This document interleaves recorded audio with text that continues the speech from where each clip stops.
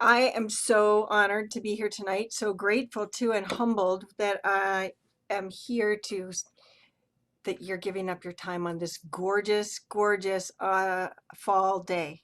So I'm always honored with the opportunity to talk tonight about how we can feed our pets so that they can live long and prosper. Because really, the ultimate is that we want them to be around for as long as possible. So this is just, again, a picture of my composite because when any of us come to share our time with you, we are people. And so this is my home team. It's almost impossible to hold me back when I get the chance to talk with pet parents, pet families about food and health. And so really, what is this thing called a veterinary nutritionist? We're a little bit weird. We're veterinarians who've gone through some extra training, so an internship and then a residency, and in my case, a PhD in the area of nutrition. So studying how nutrition plays a role not only in health, that's the hopefully the longest time, but also if diseases happen, then we want to make sure that nutrition plays a role also in helping them be well. And so this is just my, again, family composite proof that I feed things, both furred and furless, because I simply have the best job on earth. I get to serve patients, clients, students, and work with brilliant colleagues, and I'm really just so honored to be here. Whenever anyone speaks to you about nutrition, you want to ask what's their bias. I don't work for a pet food company. Like I said, I have just the most perfect job in the world working here at the university. So I get to see patients and students in the classroom, in the clinics. I am a firm believer that we are what we eat. Just think about the last time that you missed a meal or had to fast, and think about then how focused we became on food. So I have the absolute belief in the power of nutrition. And in fact, that's hard science. What we know is that what we eat has the power to impact genetic expression. So the term nutrigenomics. And so again, literally, we are what we eat. In my daytime role here, I get to help veterinarians as well as pet families promote excellent health through great nutrition, because I firmly believe that diet is one of the most important influences on health, disease, and longevity. All right, I shared this slide before, but when I reflected on how and why I became a veterinary nutritionist, I realized it chose me. I didn't choose it. It's really been a calling because I have a passion for pets and medicine and veterinary medicine, and a very, very strong need to nurture. I know how intimately linked nutrition and nurturing are. So the way that I express love and care for any of the people and or animals in my world is to feed them. So again, I love this Ayurvedic quote: if diet is wrong, medicine is of no use. If diet is correct, medicine is of no need. And so really, I think there's some elements of truth there. But I also know that food is symbolic of love when words are inadequate. And so the clinician in me will look at both that need to nurture and how we can use that strong passion for good to help our pets stay healthy for the longest period possible. So as Lauren mentioned, this is sort of in my mind a part 2 in the nutrition series, where talking about the role of food in a healthy life.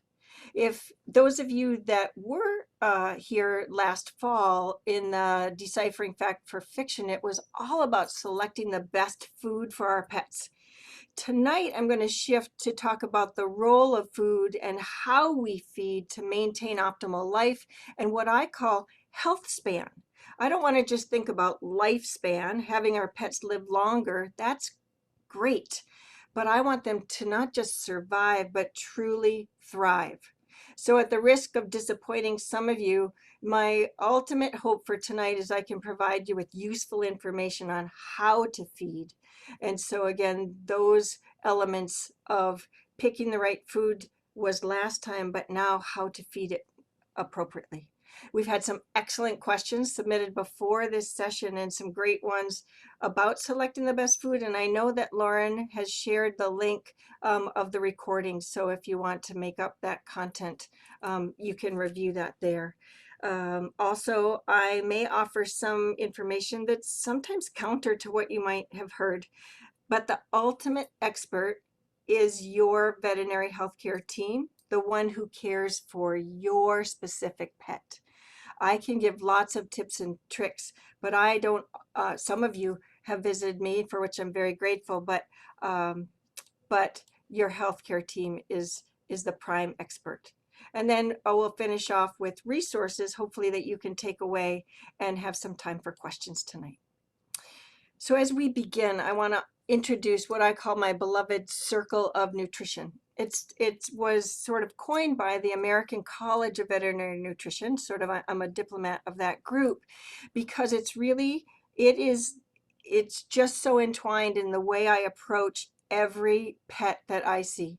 And you'll see that it's a circle. So the part one, we talked about deciphering fact from fiction. We talked all about diet and how do we select the best thing? How do we know what's good and what's maybe something we should stay away from? Tonight, we're going to be talking about the animal factors. So what are the elements of my pet throughout life and how it changes? And therefore, we need to meet their optimal nutritional needs. And then pets always come with a family. And so there are human factors. Often we're the ones picking the foods that we feed our beloved pets. And oftentimes they live with a brother or a sister or multiple different species in our household. And so those are what I mean by environmental factors. So we'll talk about all of those together, and it's symbolized as a circle because it's what we call an iterative process. I make a recommendation, and it's something that we will revisit over and over again. It will be I revisit it to make sure that my recommendation has the intended consequences. Or if I'm dealing with a puppy or a kitten now, those needs will change, and I'll need to be continually assessing that pup's needs or that kitten's needs throughout life. So I did show this slide last time, but it's such an important concept. I want to just take a couple seconds to go over it, because feeding our pets in many ways is the same way we feed ourselves, but there are some very important differences.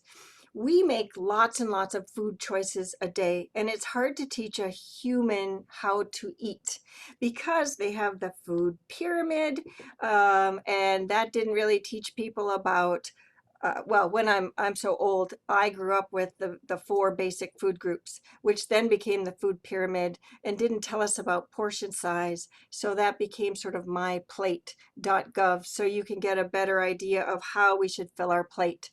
But I can tell you that most people don't get everything they need each and every meal or each and every day. The concept of feeding dogs and cats in this country, those that eat commercial foods, are to present them with complete and balanced nutrition. So complete means I meet all the needs of that dog or that cat species. And it's balanced so that when I feed the correct amount, all the nutrients are in the right balance. And so also another point is that what the complete and balanced products are they're designed to be the majority of intake. And so here's a common mistake of some really smart but loving people, and that is we all love to give treats, and I will never tell you not to. I will try to help you do it in a healthful way. But commercial food that's complete and balanced, the best food in the world, again, is meant to be at least 90% of their intake. And when we feed more than that 10%, we are potentially creating an imbalance and malnutrition. So again, lots of treats, but mindful treats. We can offer different foods that are complete and balanced, and we can offer other foods that are super tasty treats. And we'll be talking a lot about that throughout this night. So again, Never would I say don't give treats, because what is life without treats? Another concept to talk about is that word processed foods, because we who eat healthfully or try to are taught to avoid processed foods, because in the human world, the human foods that are processed are thought to be unhealthy, and in fact that's probably true, because the goal of processing foods for our intake is to make snack foods, things that are filled with sugar, fat, and salt, things that are really delicious, like, I don't know what's delicious to me might not be delicious to you, but Dorito chips or candy and those sorts of things, snack foods. We're taught to shop around the periphery of the grocery store where there's fresh produce, where there's milk, where there's dairy.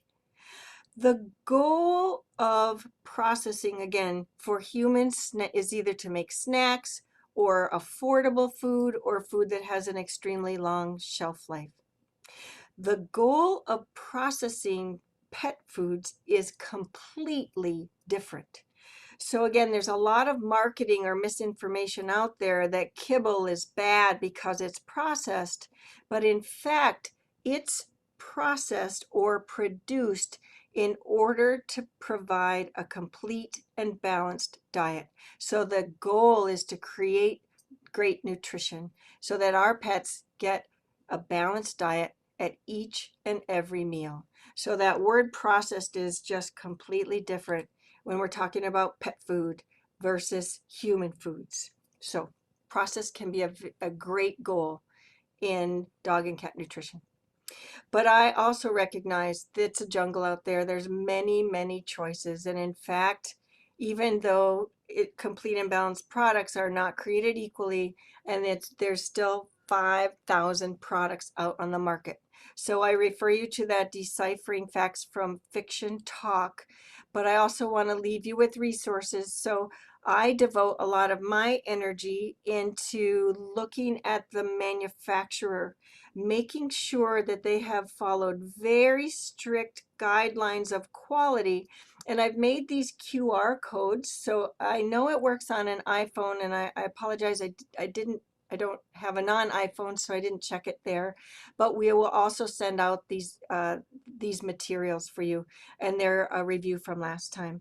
But looking at the pet food manufacturer and making sure stringent quality, that they have expertise making the food and following the formulation, and they have very stringent quality control standards so that they're checking throughout the manufacturing process, and especially the finished product.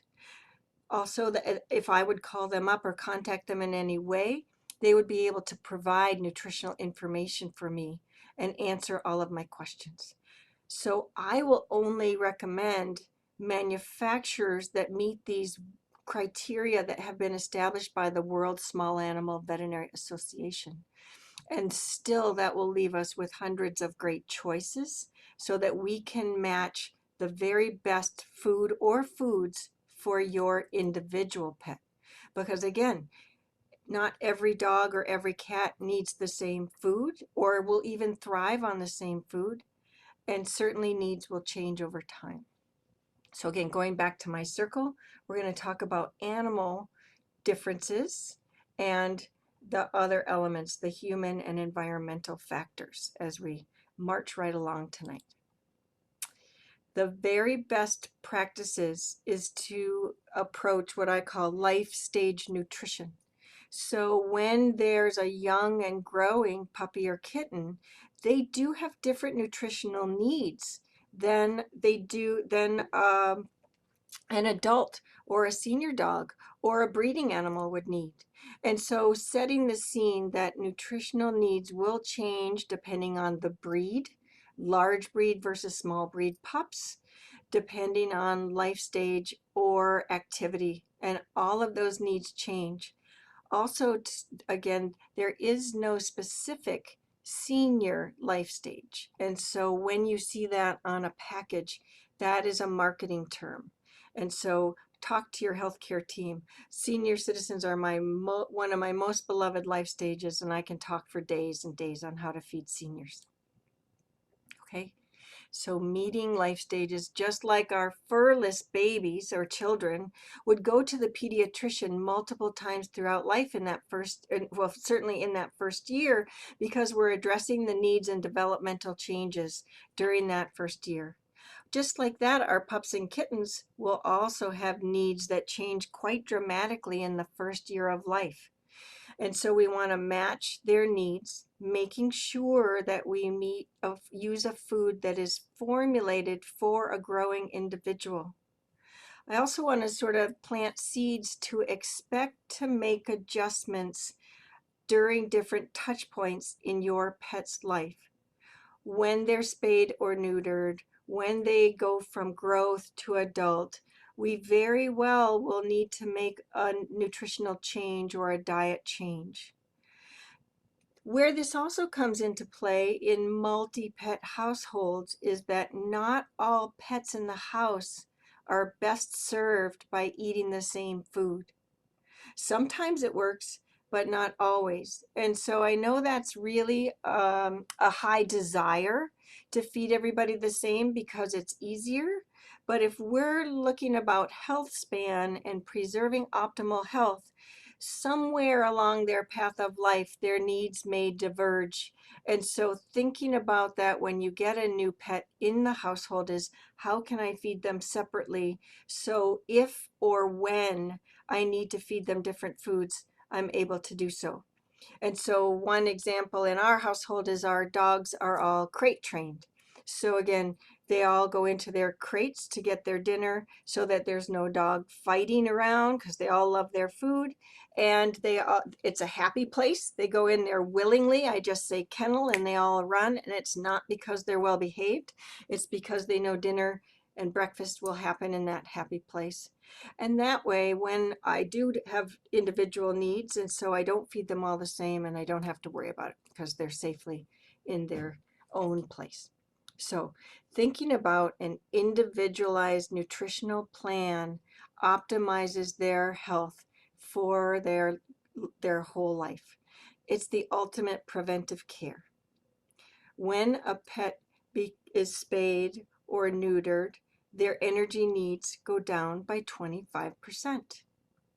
I'm in the business because I love to feed things. So I want to feed them as much food as possible. So I'm going to change foods then so that I can feed them the same volume and not have to reduce their food and worry about not meeting their needs. I cannot give a nutrition talk without talking about this body condition score. I like to say it's not just about picking the right food, and we've talked about that, and I'll continue to emphasize picking a great quality food. It's equally as important to feed that food right. We play a game at our house. I know we're nerds, but asking each other if we could pick a superpower.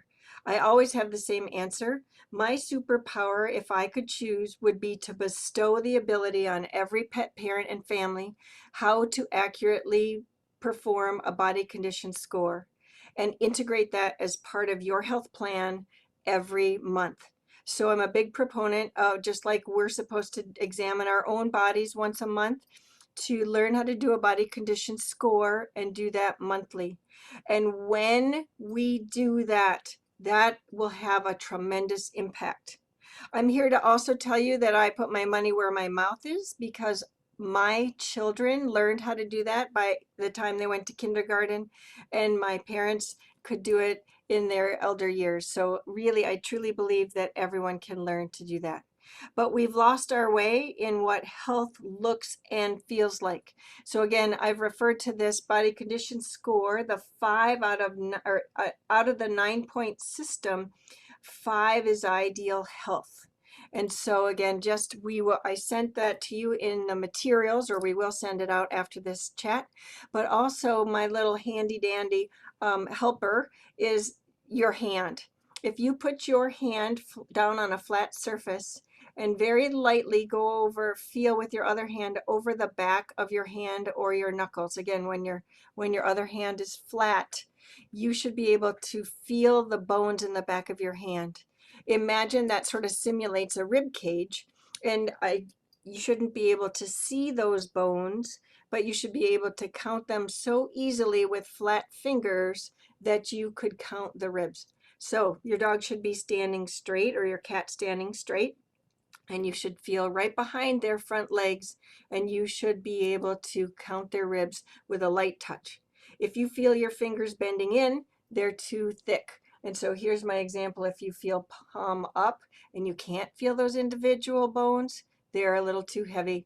If it feels more like your knuckles, they're too thin. And so again, your healthcare team should be able to go over body condition score, and so that you can learn to do that each and every time. I warn you though, just so peer pressure is powerful, and so when your pet is a healthy 5 out of 9, you'll hear words from your peers like your dog or your cat is too thin. And that's because we've lost our way. The average body condition of the American pet population is 7. And so again, overweight. Also, each number on this scale is roughly 10%. So if a body condition is 6, that animal is 10% above their healthy ideal. If they're a 7, 20% above their healthy ideal. So I'm going to just give a little glimmer because I am a nerd and I work in an academic institution, but I have to describe the Labrador lifespan study.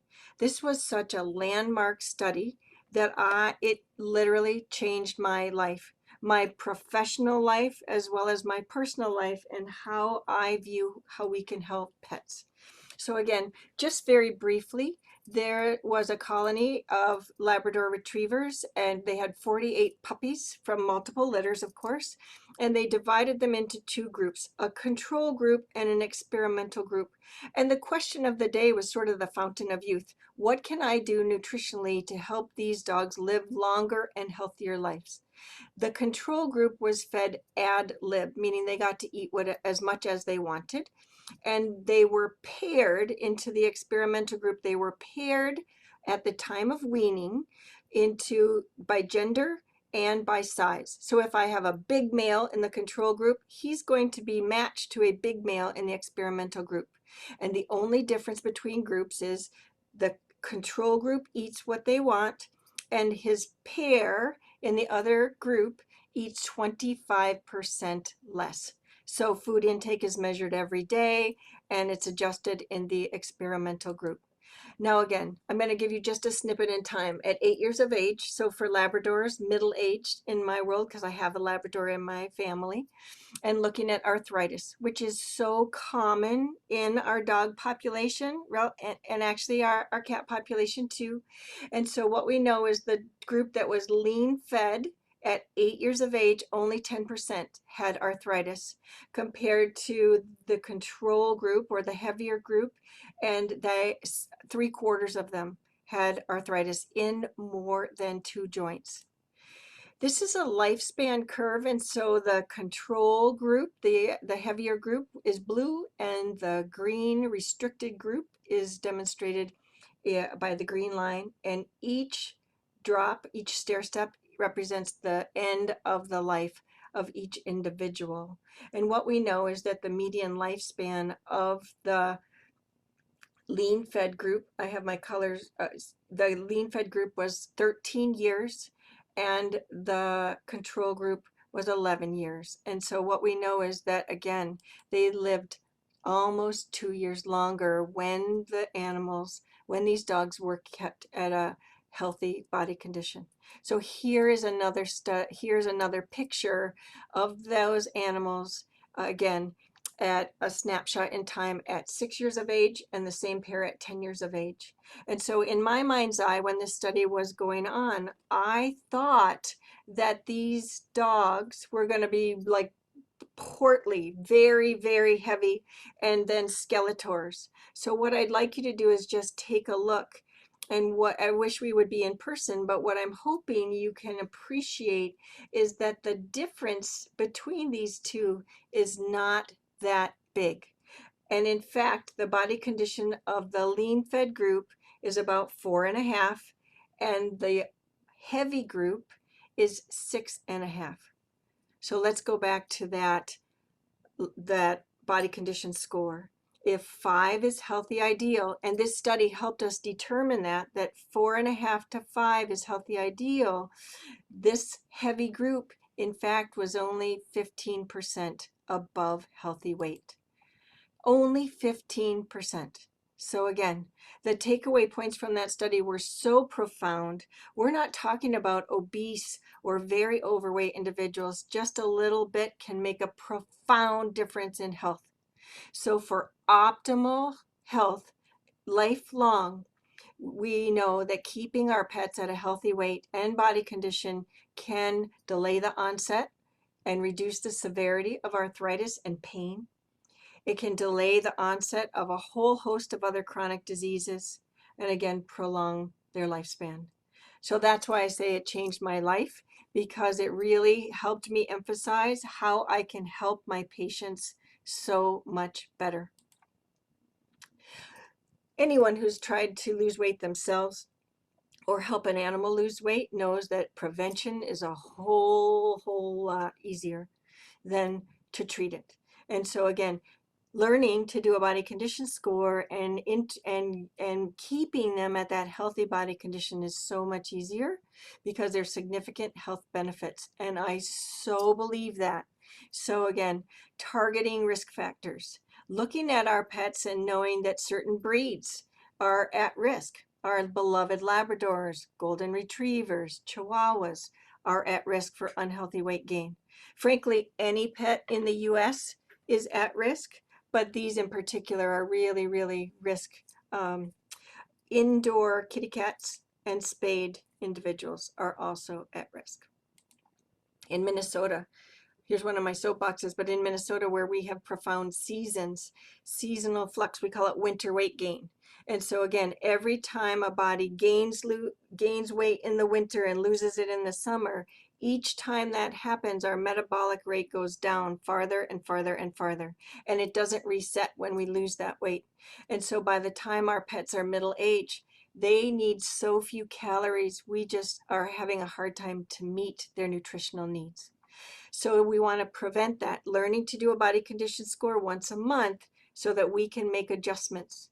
If you have a pet that tends to gain a lot in one season or another, or lose a lot in one season or another, those are the pets that I have a summer diet or a winter diet or a hunting season diet.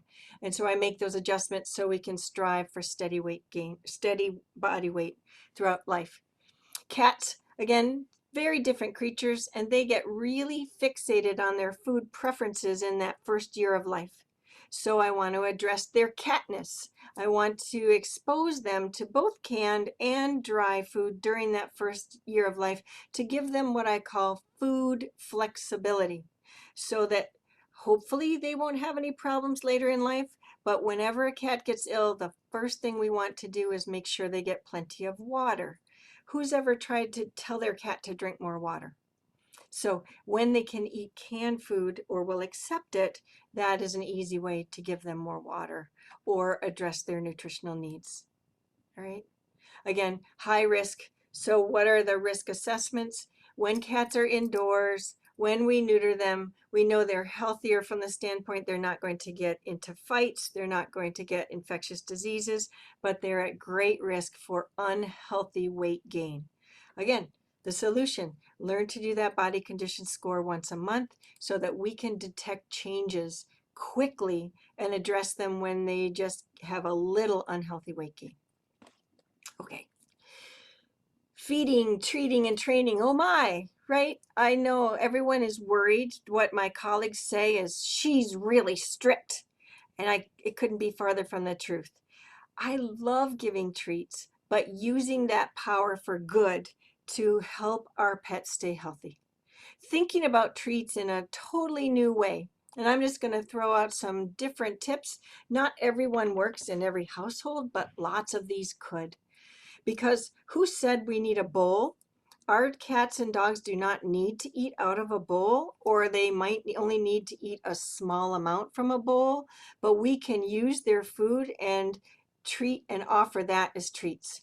So I usually recommend that we measure their food out once a day and then divide it. If we want some to come from a bowl, that's great, but using that for training and other opportunities to just reward them. So once a behavior is established, we don't need to reinforce it each and every time. And what's become common practice is we house train our dogs so that they pee and poop outside where we want them to. But once they've learned that skill, we do not need to give them a treat each and every time they go to the bathroom. We potty train our children, but we don't give them an M&M once they're a teenager just for going to the bathroom and the toilet. And I know that's hyperbole, but thinking about it in that sense, they intermittent reinforcement. So giving them a treat sometimes, giving them a pet, giving them lots of love for going outside is just as effective.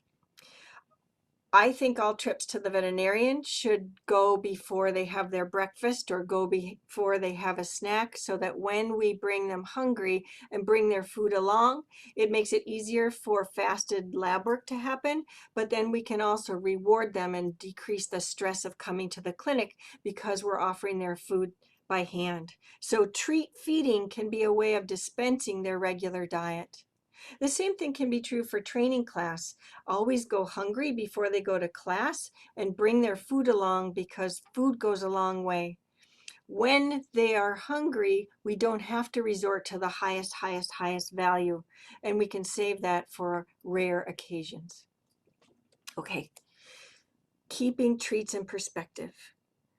Remember, I talked about complete and balanced food. And so we want to make sure that they're getting the mainstay of their intake from complete and balanced foods. If that doesn't feel special, we can offer a different complete and balanced food as some of their treats or mix and match. But when we want to add other treats like a cookie or a milk bone or something else, we want to keep it within that 5 to 10% range. So I've just outlined this to give us sort of perspective. For a kitty cat, that would be 5 to 10 calories a day. For a small dog, 20 pounds and under, that might be 25 calories. For our mid-sized models, our German Shepherds, Golden Retrievers, Labradors, the treat budget should be about 60 to 70 calories. And then our big ones, our giants, 85 to 100. It's hard to find calorie information on the treats, but it's worth looking for it because it's so easy to go over. I have to always talk about safety too, and so there's a very popular treat called a bully stick, or other dehydrated and freeze-dried treats. A bully stick is literally a dehydrated bull's penis. And again, many of us are not aware that that is essentially raw meat. My colleague, an internist in Canada and a beloved nutrition colleague, actually studied bully sticks. And again, they have 90 calories for every 6 inches, so super easy to upset the nutritional balance. But even more worrisome for me is that a third of them are contaminated with pathogenic bacteria. So when we're feeding raw meat or freeze-dried or dehydrated things, they all should be considered raw meat. Lots of times cats and dogs do fine, but when something goes awry, then it could be earth-shattering. Dogs and cats can also be what we call silent shedders. And so they may not appear to be sick, but they're shedding those bacteria, and they could make people in your household, especially youngsters or kids or elder adults or anyone who's immunosuppressed. So thinking about treats, using food as a treat, and trying to maintain a healthy body condition. Second choice is early intervention. When we're doing the body condition, we can detect when they're getting what I call a little greasy, so that we can veer back on course of health quickly. And now I also want to reframe treats in a different way. Treats are so much more than food. Our loved ones, our fur pets, our fur kids are members of our family. And so treats don't have to be food. They love to be with us. thinking about petting them. Look at this smile. Have you ever seen something so glorious? Or those loving eyes? They love to be with us. And so don't underestimate the power of time with us is just as powerful as food. It it's actually just as fun too because I love being with my pets. So again, do things. They also love to be with us. And so I love an old Blue Cross campaign that talked about just do. It talked about getting active in any way that we can. Pick up a broom, do a dance, anything that will keep us active. The same is true if I could make that same campaign for our dogs. Ski with them, walk with them, hike with them, swim with them, frisbee dogs, tennis ball dogs, all those things they love to do. I bet you could come up with a lot more ideas than I have on this slide. And the same is true with our kitty cats.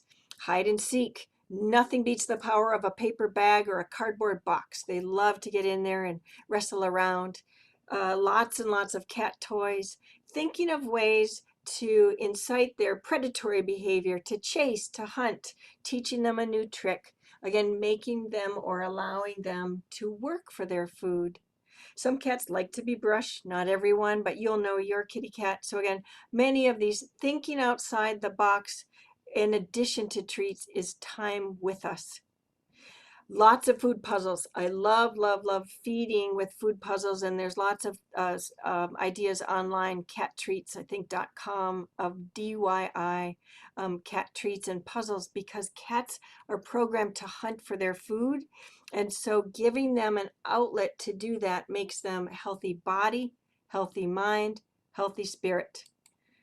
I said earlier that food never has to come from a bowl. It can be distributed and dispensed from our hand, from puzzles, ways and ideas to have them hunt and search for that. Sometimes that's hard if you have multi pet households. I don't want any dog fights or any cat fights over food, but you know your environment, or talk to your healthcare team to come up with great ideas. Again, this was my beloved dog Valerie, who lived to 15 years old. Oh my gosh, she'll live forever in my heart. And here she was demoing all the different food toys that we have both in my exam room as well as my home. And you can see from the chews on here that it's a well-loved puzzle. We know very well when we give our senior citizens a creative outlet to use their brain, we delay cognitive dysfunction. And so again, back to that healthy body, healthy mind, healthy spirit. So I want to keep an eye on the time, and I want to leave you with some resources and some time for question. I'm hoping I just planted some seeds or sparked some ideas, because the greatest, most creative ideas actually come from my clients.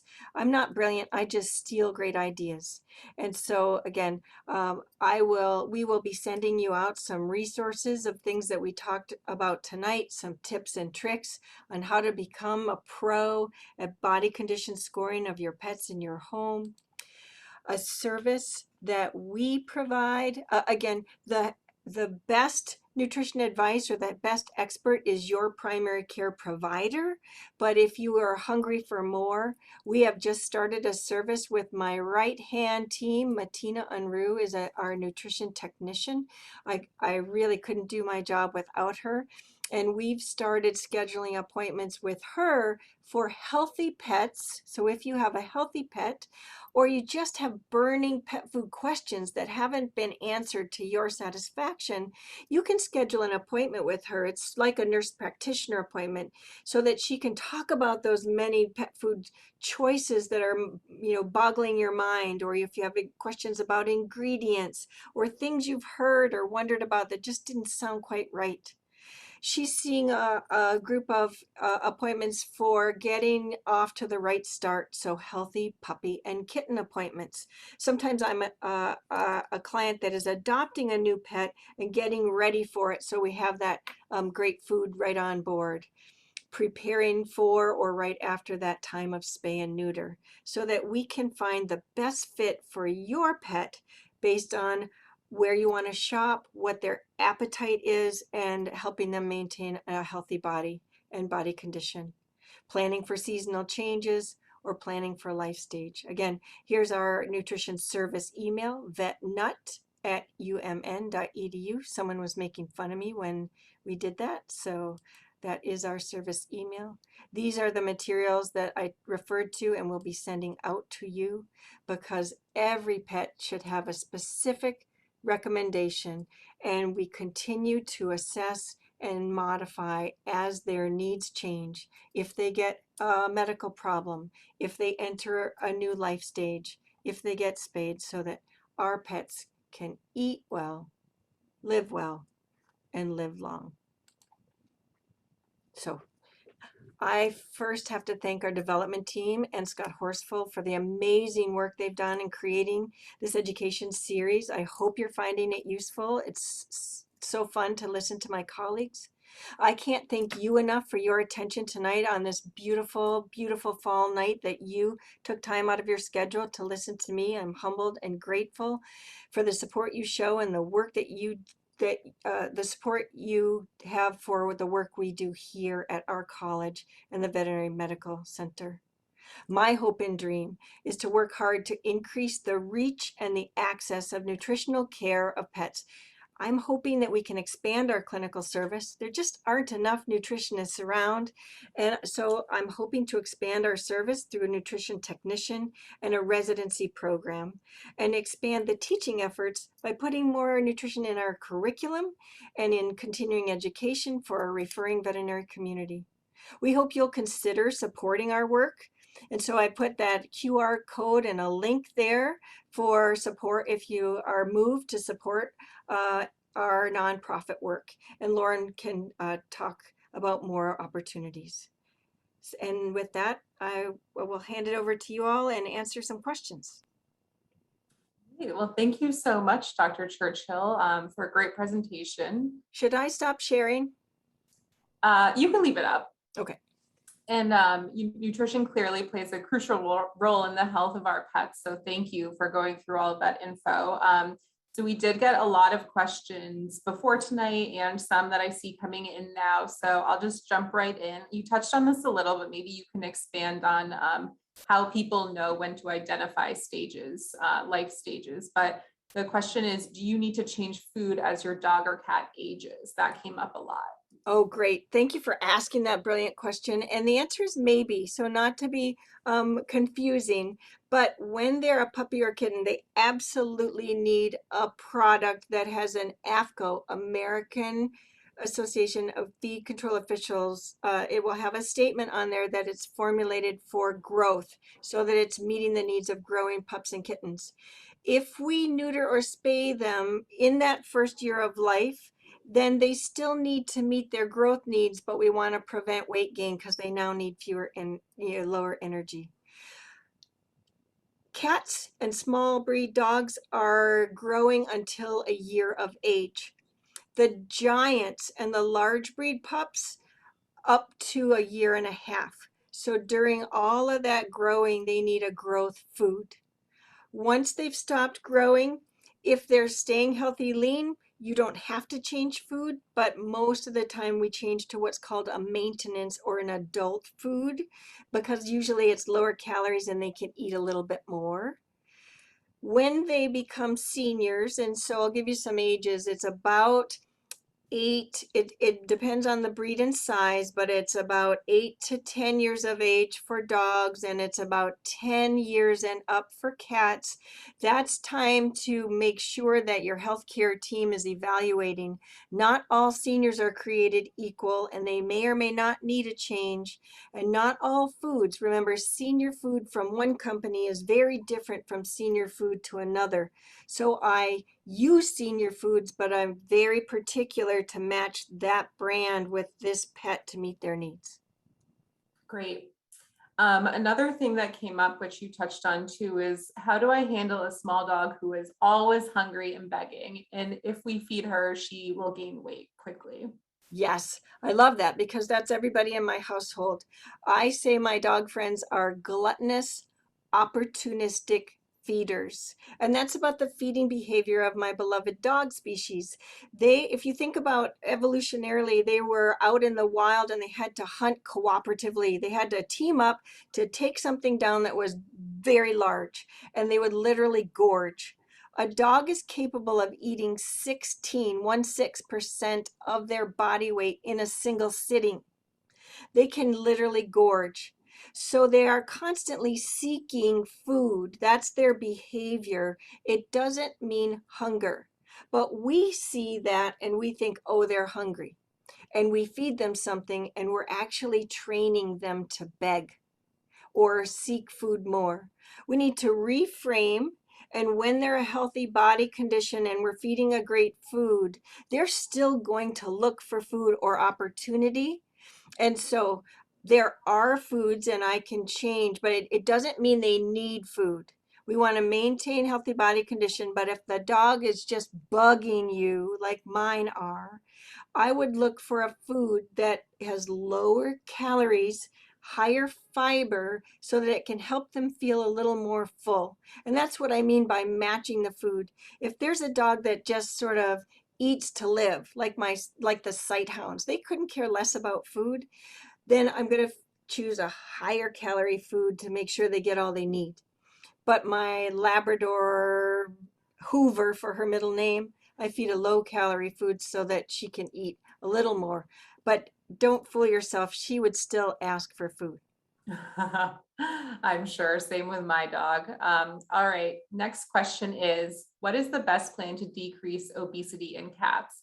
Should cats have dry food as part of their diet, or should it all be canned? Yeah, that's a great question. And there's no all or none. It's matching the situation for your household. If I'm king, I joke with my students, I would pick both a mixture of dry and canned. The very best thing is to learn how to do a body condition score.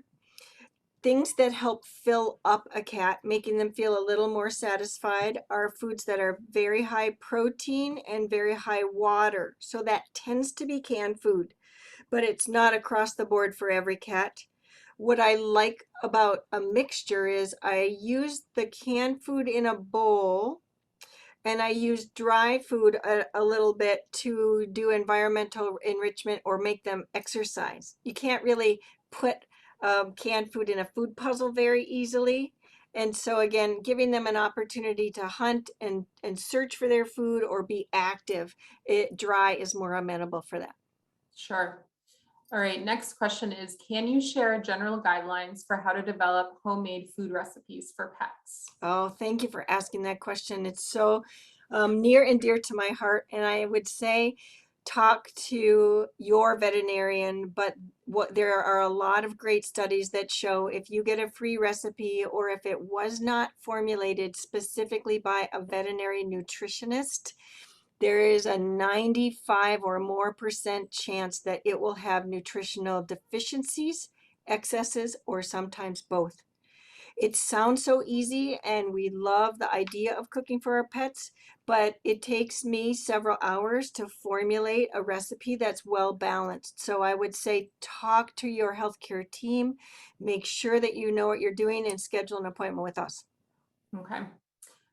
This came up to a few times. What are the pros and cons of supplements, toppers, and hydrators, which are more popular these days? Yeah, it's a great idea. I do use supplements for medical management, but for health, I generally don't. I put more of my money into a high quality food so I don't have to try and fix it with a supplement. The number one most important thing you can do for healthy joints, and I think that was one of the questions too about joint supplements, is Yep. to keep them healthy lean. 4.5 to 5 is the most powerful analgesic and joint preserver, far more powerful than any joint supplement. Now, there was a question about glucosamine and chondroitin sulfate, and there are studies, and the data does not support their use. I know they're really popular. I have clients that report it made a difference in their particular individual, but when we look at it in research, it just didn't make a difference. omega-3 fatty acids or fish oils do make a difference for arthritis. Where we don't know is, does it have preventive health? So if we give fish oils early, is that going to prevent arthritis from happening? We just don't know yet, but I do know maintaining a healthy body condition will slow and prevent arthritis. Okay. All right.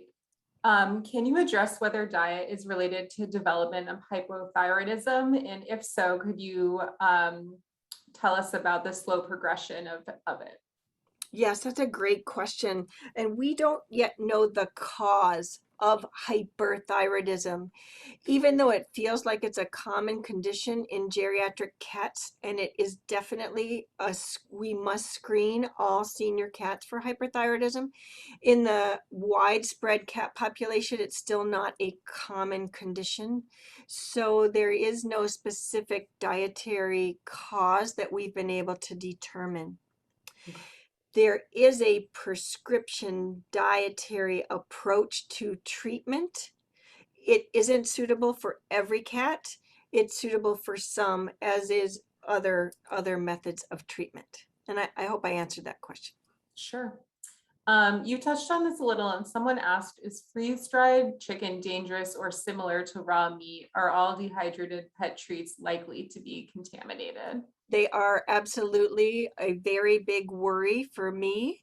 Again, it's like driving a car without insurance. A lot of the time things will be fine, but when something goes awry, it's 100% in your house. And having a person have salmonella or a dog with E. coli is a terrible thing. So unless it says fully cooked and then freeze dried, it should all be considered raw and the Okay. same danger. Yep. And this is kind of building on this. What would be a good replacement for bully sticks for a small dog who likes to chew? Yeah, all dogs like to chew. And so again, here's the war. I don't know if in the education series we have a dental session, but that's the challenge, because what my dentist friends say is, even though they like to chew, they can fracture their teeth if we give them something that you can't dent with your fingernail, or if you whack it on your knee, it would hurt you. And so what I love is I use the Kongs, and I put a portion of my own dog's food in there, and I just literally moisten the food with water and stick it in the freezer. And so that becomes their chew toy, as well as a way of delivering some portion of their food. So frozen food, not peanut butter. Peanut butter is gobs and gobs of calories and it's not balanced, but a little canned food or even their dry food frozen in a Kong is a great chew toy, and also a puzzle. Oh, good. Okay, what are your thoughts on a young puppy, quote, growing into their weight? And at what age is it appropriate to begin the body condition score? At birth. I'm teasing a little bit, but remember my superpower. The time to do a body condition score is the first vet visit.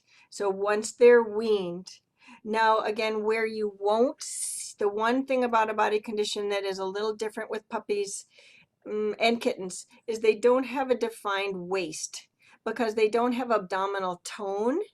So they won't develop, they have sort of a bulgy little belly, a puppy belly or a kitten belly, but you should be able to feel their ribs each and every step along the way. For growing pets, I tell you, do the body condition score every 2 weeks. And so they start to get a little bit more like your knuckles, a little too thin. And then I increase the food, and then they get a little, what I call greasy, just a little bit. Each time they get a little bit hard to feel their ribs, make an adjustment and increase the food. If they get if they get a little overweight, I don't reduce food for babies ever. I just don't increase it that week. So I let them grow into it. So you're right. Puppies and kittens grow out and then they grow up and they grow out. So doing that body condition score every 2 weeks helps you stay on top of it and adjust food based on body condition. Great. I know you've talked a lot about individual plans. And then one of the questions, though, that we have is what are your favorite healthy dog snacks and treats, either processed or fresh foods? Maybe ones that could apply more broadly, but if not, that's okay too. Yeah, don't get me wrong. I give my dogs plenty of treats. In my house, it happens to be a different food. And so I use a very low calorie cat food as their treat because it's tiny and I can give several. And so that's a lovely way, and they really think it's super special. It's a low calorie cat food. But I also use other dog foods. So again, I'll just find another brand. I put it in a cookie jar so it feels special for me. It feels special for them. I rattle it up. A lot of it is presentation. If I'm excited, they're excited.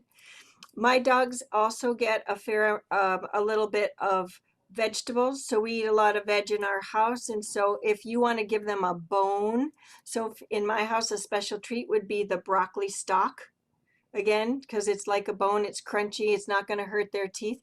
And now, not all pets love vegetables.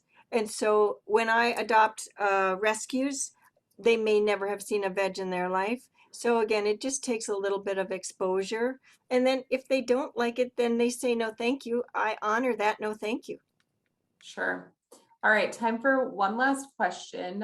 Does anyone do independent testing of pet food to verify nutritional information and or test for contaminants? Great question, because you know I'm a stickler about quality and quality control. Yes, there are labs across the country. There's only a few, and in fact, the nutrition companies will use them. It costs for a typical analysis of a pet food, it's somewhere between $3,000 and $5,000. So it's not something that average pet parents are doing. And that's why I go back to those World Small Animal Vet Association criteria, because those are the companies that are doing that testing routinely and even testing the finished product so that they're making sure there's no contaminant in their ingredients before it goes into the recipe. They're checking all along the way. And so again, that's why I generally only try to feed from those companies that follow those rules. Sure. All right, well, thank you so much, Dr. Churchill, for an excellent presentation. And thank you to our participants that shared such thoughtful questions. Thank you so much.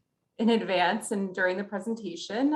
As always, the VMC is here for you 24/7 to help care for your pet. And please don't hesitate to reach out to us. If you enjoyed learning about our team's work tonight, we encourage you to visit our website or reach out to us directly to learn more about our mission to improve the health and well-being of animals and people. And we hope that you'll consider supporting our nutrition service through philanthropy, as gifts play a critical role in expanding our work. And we thank everyone who joined us tonight who does support the Lewis Small Animal Hospital. So thank you again so much for attending tonight, and have a wonderful evening.